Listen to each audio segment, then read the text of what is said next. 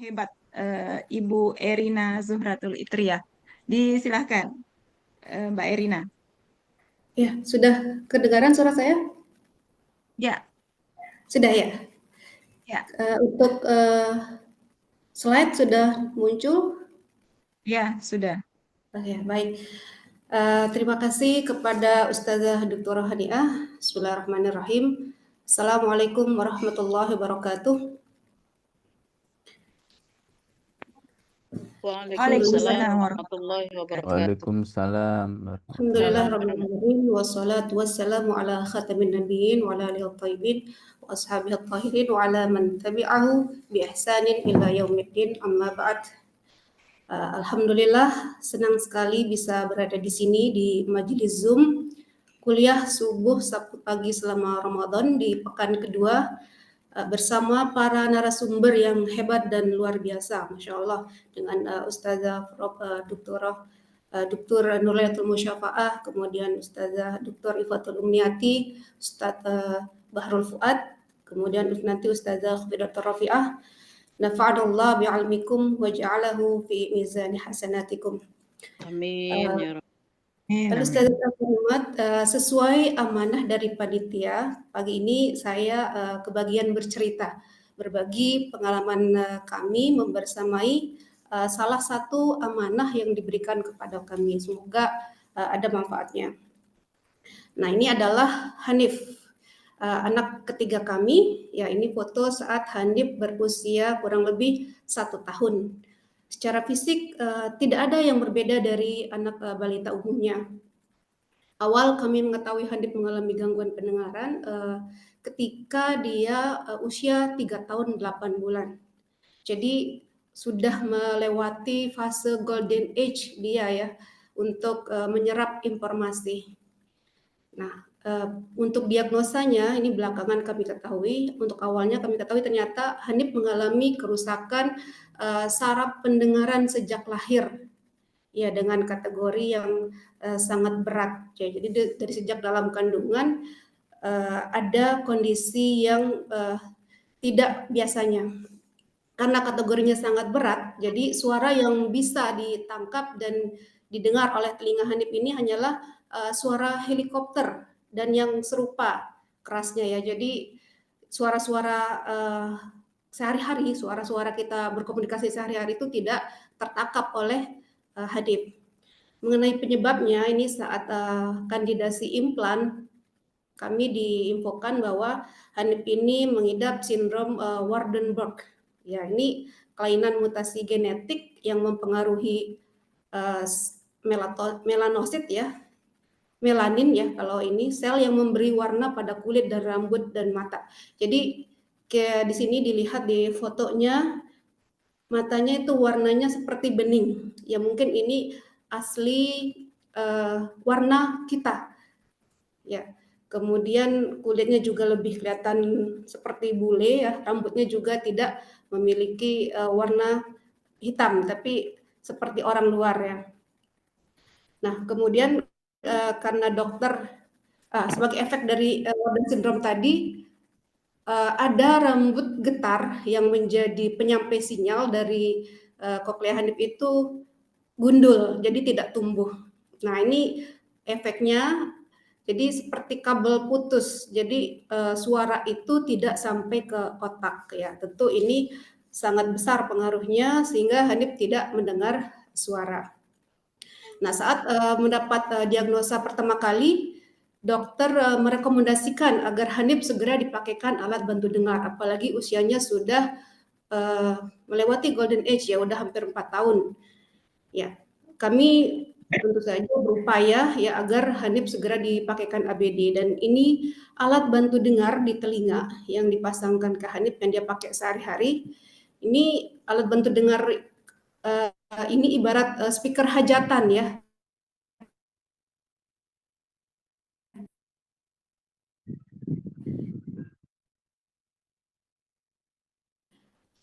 Cuma dibuat dalam ukuran mini dan memperbesar suara yang jalanannya. Beberapa kali kami boleh cekkan ABD-nya, kemudian mengecek kemampuan dengarnya. ganti air mold atau karet penutup telinga, ya kurang lebih 7 hearing center inilah yang kami datangi. Selain itu, sesuai dengan rekomendasi dokter, Hanif juga bersekolah di SLB B khusus tunarungu. Ya tidak terlalu lama nih sambil sekolah, Hanif sesudah memakai alat bantu dengar, tentunya kami sebagai orang tua ingin agar Hanif bisa berkomunikasi secara oral. Hanif kami bawa terapi bicara ini. Kebetulan saya catat daftarnya ya, kemudian terapi mendengar juga karena untuk melatih suara yang dia terima. Kalau terapi bicara untuk melatih pengucapannya. Ini beberapa tempat yang kami datangi, saya tidak terlalu panjang lebar. Nah, ini progres Hanif setelah 3 tahun beralat bantu dengar dan terapi rutin tadi. Secara usia pendengarannya itu baru 3 tahun, ya, tapi usia sebenarnya atau usia biologisnya, usia badannya yaitu anak 7 tahun. Mohon izin memperdengarkan sebentar suara yang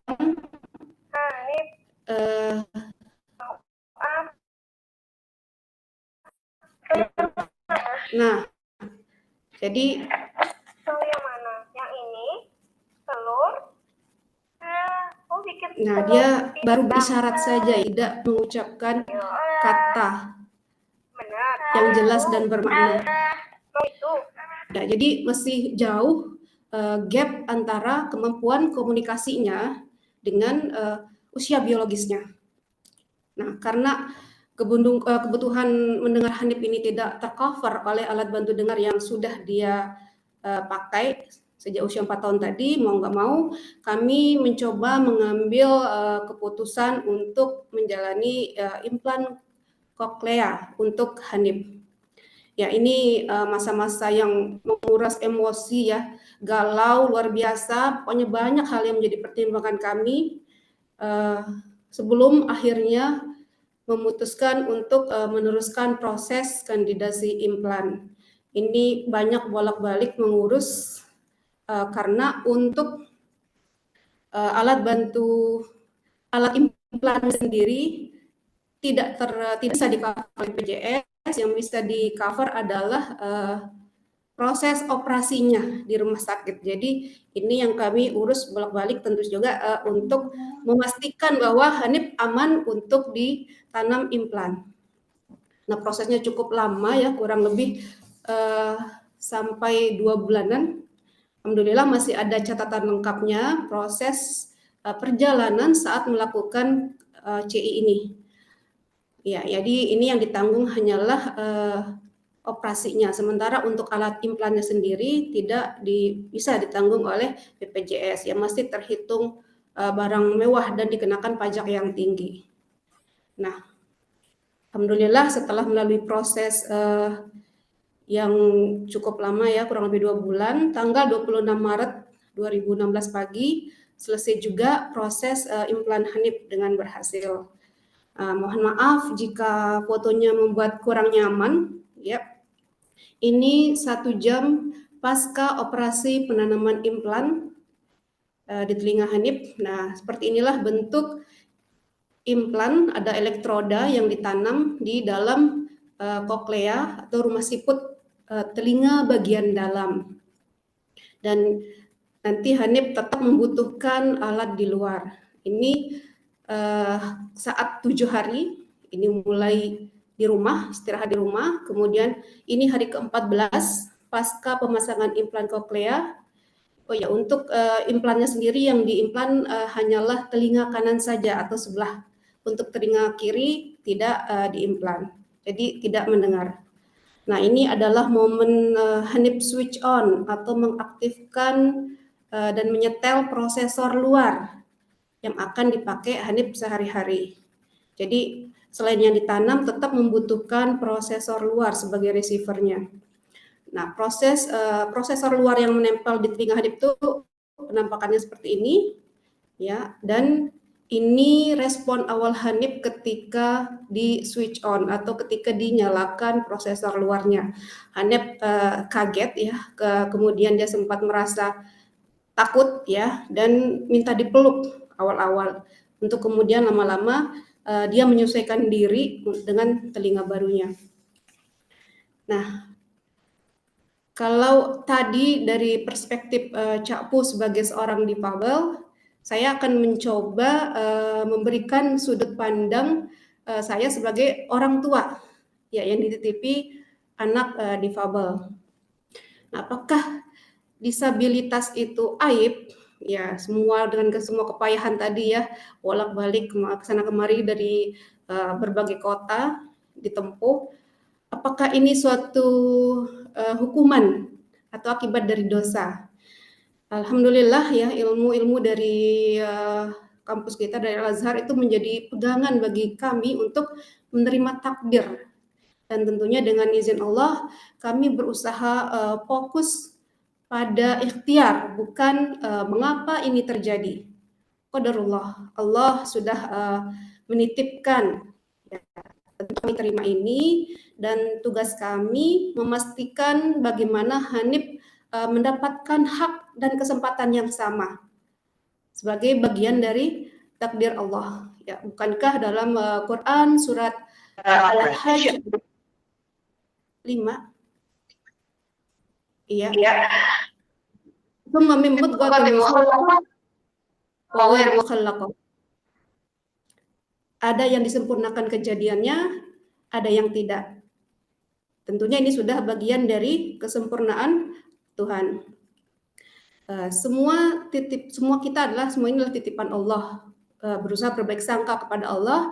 Bisa jadi Allah tidak menitipkan nikmat pendengaran yang normal untuk Hanif.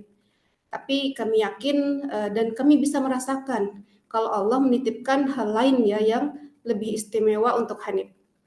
Misalnya hatinya polos, penuh empati ya, rata-rata orang dengan difabel ini memiliki hati yang polos, peduli ya, empati, dan tentu dia lebih kuat di visualnya, lebih jeli dalam memperhatikan detail visual yang semoga berguna tentunya nanti ketika dia sudah dewasa. Kemudian dia juga tidak terlalu memikirkan, tidak terlalu takut. Dia ada keberanian untuk mencoba hal-hal yang belum dia kuasai. Nah, dari awal terdeteksi, keberadaan komunitas ini sangat 2 membantu menit kami ya, Pak Erin. 2 ya menit lagi. 2 menit mendapatkan lagi, Pak Erin. Ya. iya, mendapatkan informasi ikhtiar-ikhtiar apa yang bisa kami upayakan. Untuk komunitas tunarungu sendiri, ya tunarungu ini ada Gerkatin, ya kemudian ada Dunia Tak Lagi Sunyi, ini ada narahubung yang bisa dihubungin ya. Jadi dukungan dari komunitas ini sangat berperan besar di awal Hanif terdeteksi tunarungu. Ya. Nah ini sekarang kondisi Hanif, progres Hanif pasca implan koklea. Saat ini usia pendengarannya dengan implan yaitu kurang lebih 9 tahun. Sementara usia biologisnya 16 tahun. Saat ini Hanif bersekolah di SMK kelas 10.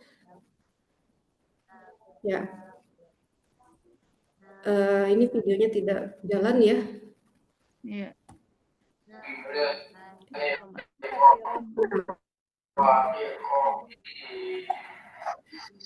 Nah, seperti itulah cara dia mengucap ya. Belum jelas mahrojnya, tapi kami syukuri ini.